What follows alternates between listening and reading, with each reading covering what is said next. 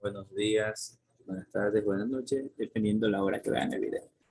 Les saluda Yudatan Medina, estudiante de la Universidad de Guayaquil de la Facultad de Ingeniería Industrial de la carrera de Ingeniería Industrial. Hoy les voy a dar el tema del calibrador de Vernier para saber más sobre este calibrador que es utilizado mucho en lo que es la ingeniería industrial y también en otras ramas de la ingeniería. Es amplio. Entonces, para empezar, ¿qué es un vernier? Un vernier, también llamado pie de rey, como les dije en el video anterior de mediciones, que lo vayan a ver, es un instrumento de medición parecido en la forma a una llave Stilson. Sirve para medir con mediana precisión hasta 128 de pulgada y hasta 10.000 milésimas de metro. Esa es la imagen del pie de rey o del calibrador.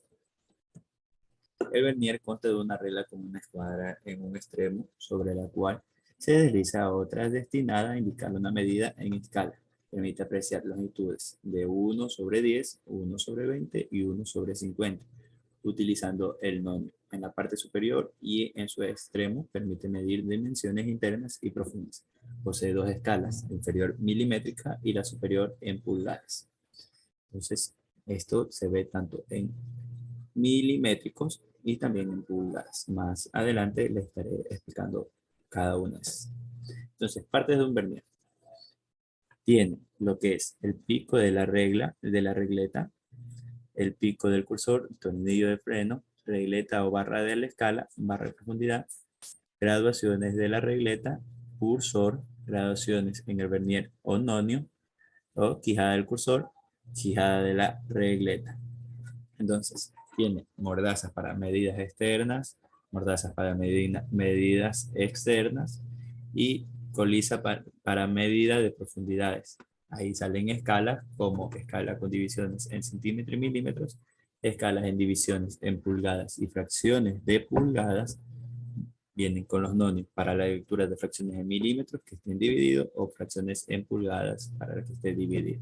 Tiene un botón de deslizamiento y el freno para que cuando ya tengan la medida con ese botón no se les mueva. Así ustedes estén maniobrando el vernier. Entonces, tipos de vernier. Entre los tipos de vernier encontramos el boltón y el tornillo de ajuste.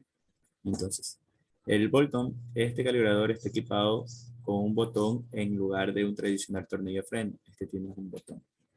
Si el botón se oprime, el cursor se puede deslizar a lo largo de la regleta. Cuando el botón ya no se oprime, dada la redundancia, el cursor se detiene automáticamente y asimismo cumple la función del tornillo de freno. No hace que nada lo mueva. El tornillo de ajuste, en cambio, este tipo está equipado con un tornillo de ajuste, el cual se utiliza para mover el cursor lentamente. Cuando se usa como un calibrador fijo, este permite que se ajuste fácil el cursor. Es como lo que le vengo explicando, la diferencia entre el botón y el tornillo de ajuste es que el botón tiene un botón y el tornillo de ajuste un tornillo de ajuste. Pero los dos cumplen las mismas funciones, simplemente que con el botón se tiene presionado y con el tornillo de ajuste ustedes lo van ajustando a la medida que quieran que sea exacta.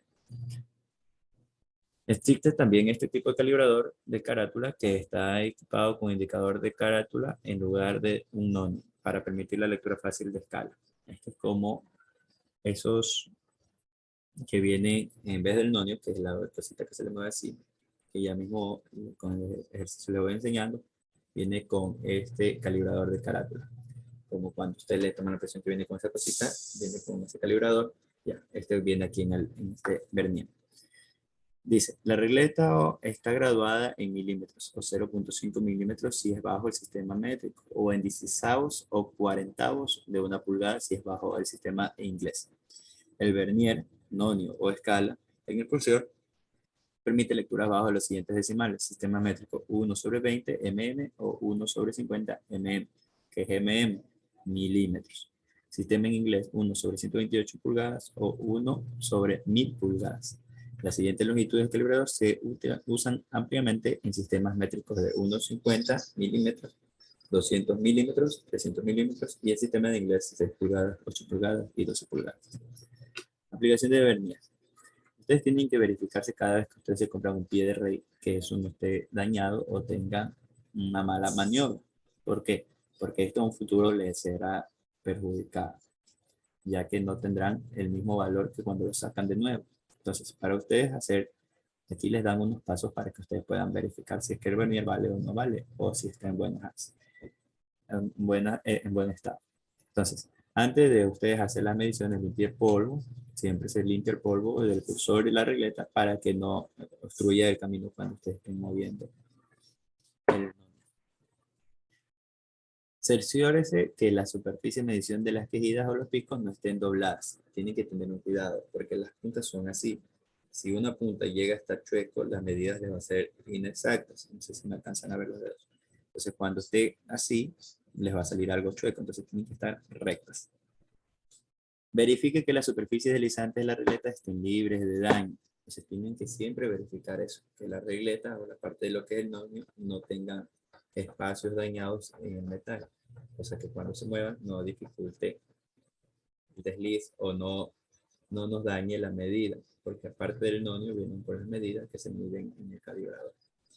Cuando no pasa la luz entre la superficie de contacto de las quijadas, el contacto es correcto. Entonces tiene que ser que cuando ustedes estén moviendo, en la parte de aquí abajo, este es el calibrador, este es el nonio, tiene que moverse así, sin dejar espacios en blanco, que no pase la luz, o si no, este no está en buen estado. El contacto de los picos es mejor cuando una banda uniforme de luz pasa a través de la superficie de medición. Entonces, el contacto de los picos siempre tiene que estar, como les digo, en un estado recto óptimo, donde se pueda ver que están bien las medidas. Entonces, sigamos. Dice, verifique que el cursor se mueva suavemente, pero no holgada. O sea, que se pueda medir de una manera estable y no que se deslice de aquí a allá, de aquí a allá. No, tiene que estar de una manera estable. Ajusta el calibrador correctamente sobre el objeto que está midiendo, sea con el botón o con el tornillo. Coloque el objeto sobre el blanco y mida. Sostenga el calibrador con ambas manos, ponga el dedo sobre el pulgar sobre el botón y empuje las quijadas del nonio contra el objeto a medir. Entonces aquí le ponen una imagen donde le dice la acción correcto y el incorrecto. El incorrecto no se pone entre las patas, se pone aquí al inicio, sino que se va poniendo más a fondo para que tenga una mejor precisión y las patas queden para saber dónde se está midiendo. Con el botón presiona y va moviendo así el vernier. Entonces, tienen que ustedes saber que no va al inicio, va en medio, un poquito más atrás. Dice, coloque el calibrador hacia arriba sobre una superficie plana con el medidor de profundidad hacia abajo.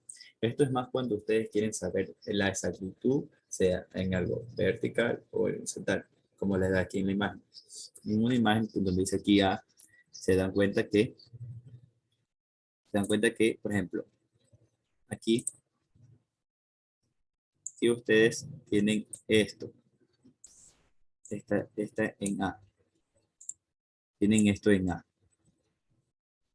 Entonces, si ustedes lo ponen en ese sentido, no va a ser correcto. Si ustedes lo ponen hacia abajo, tampoco será correcto. Entonces, la manera correcta tiene que ser es estando el medidor, el calibrador recto. Tiene que estar recto.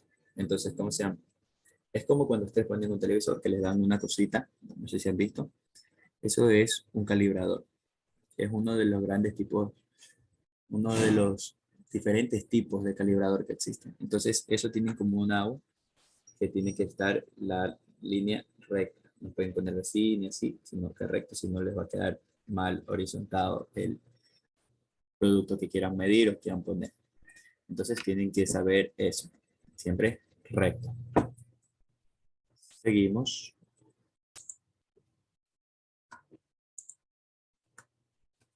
Medición de interiores. Cuando ustedes quieren medir cosas